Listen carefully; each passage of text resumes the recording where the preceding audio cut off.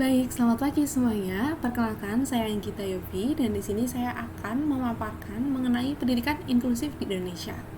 Nah, mungkin di sini teman-teman sudah beberapa ada yang tahu ya mengenai pendidikan inklusif itu sendiri. Dan pasti teman-teman di sini juga mungkin beberapa sudah ada yang tahu bahwa pendidikan inklusif di Indonesia ini masih menuai pro dan kontra. Masih banyak mempertanyakan apakah Indonesia ini sudah siap sih untuk mengadopsi sistem pendidikan inklusif ini. Nah, oleh karena itu, di sini saya akan membahas eksplorasi, tantangan, dan peluang pendidikan inklusif bagi anak dengan disabilitas di Indonesia. Nah, sebelum lanjut lebih dalam, alangkah baiknya kita mengenal terlebih dahulu tentang pendidikan inklusif itu sendiri. Jadi singkatnya, pendidikan inklusif itu merupakan sistem di mana seluruh siswa dapat berpartisipasi di sekolah umum, baik itu anak tipikal maupun atipikal. Nah, di sebelah kanan ini, di sini sudah ada gambar yang mungkin lebih sederhana ya, supaya teman-teman lebih mengerti revolusi perkembangan sistem pendidikan di Indonesia.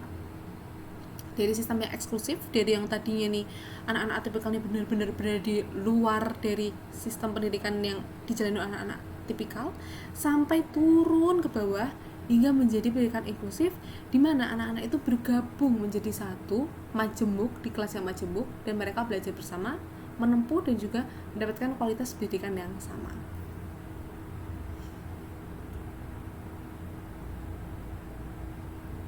Nah, next di sini menarik ya, karena di sini ada data berdasarkan penelitian perspektif masyarakat terhadap penyelenggaraan pendidikan inklusif, ternyata sekitar 26% diantaranya orang tua itu masih tidak setuju loh dengan sistem ini.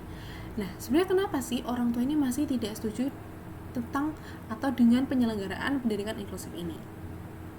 Alasan yang paling dominan adalah ketakutan mereka akan dampak negatif yang ditimbulkan apabila anak-anak atipikal ini akan bersekolah bersama-sama satu kelas dengan anak-anak yang atipikal.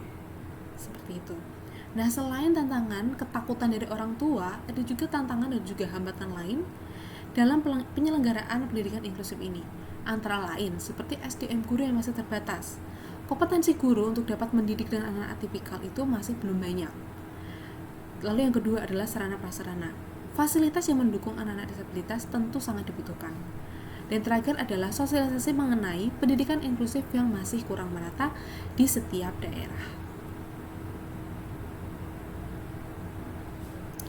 Nah, meskipun masih memiliki banyak sekali hambatan, masih menuai pro dan kontra, tetapi sebenarnya pendidikan inklusif memiliki tujuan yang sangat baik. Nah, di sini mungkin saya juga akan memaparkan manfaat dan juga kelebihan dari pendidikan inklusif ini sendiri. Yang pertama, terbentuknya pendidikan yang setara bagi seluruh individu. Ini jelas karena anak atipikal dan anak tipikal belajar bersama-sama dan mendapatkan kualitas pendidikan yang sama. Kedua adalah melatih sosio-emosional anak. Ini bisa terjadi karena adanya kemajemukan dalam kelas tersebut. Dan yang ketiga adalah meningkatkan kemampuan adaptasi pada lingkungan.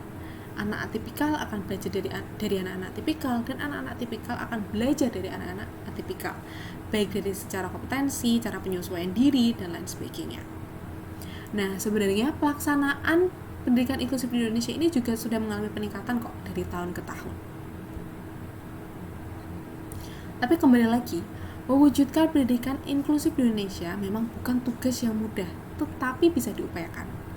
Nah, bentuk upaya apa saja sih yang bisa kita lakukan untuk mengoptimalisasikan pendidikan inklusif di Indonesia? Yang pertama adalah peningkatan kualitas dan kesiapan tenaga pendidik.